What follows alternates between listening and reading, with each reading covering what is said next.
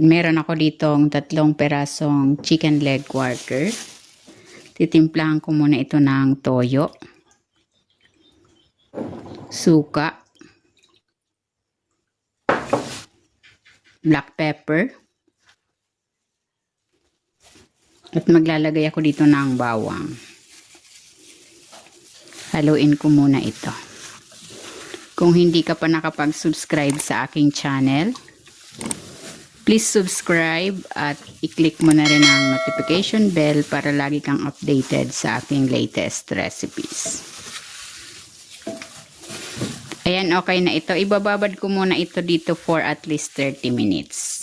Next, babalutin ko naman itong chicken. Meron ako ditong dahon. Ito ay dinarang ko sa apoy para madaling ibalot. Lalagay ko na dito yung chicken. And then, lagay natin tong bawang. Then, babalutin ko na.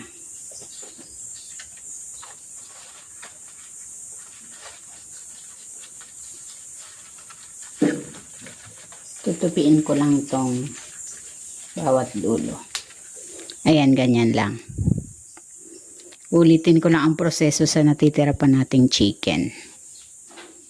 Ayan, tapos na ako magbalot. Ilalagay ko na itong natirang, ito yung pinagtimplahan ng chicken. Then tatakpan ko ito. I-simmer ko ito for 30 minutes. Ayan, ito na yung chicken. Hahanguin ko na ito. Then tatanggalin ko yung sauce at ipapan-grill ko yung chicken para mas masarap.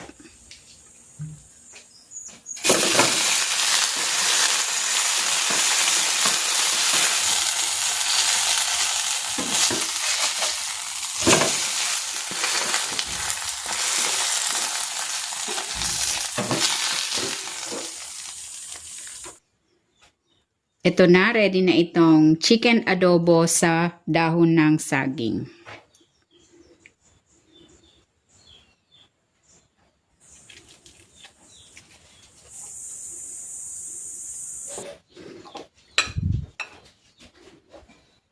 Sausaw natin sa sauce.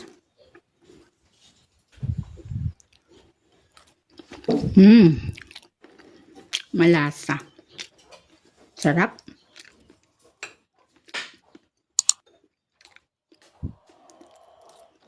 Yummy.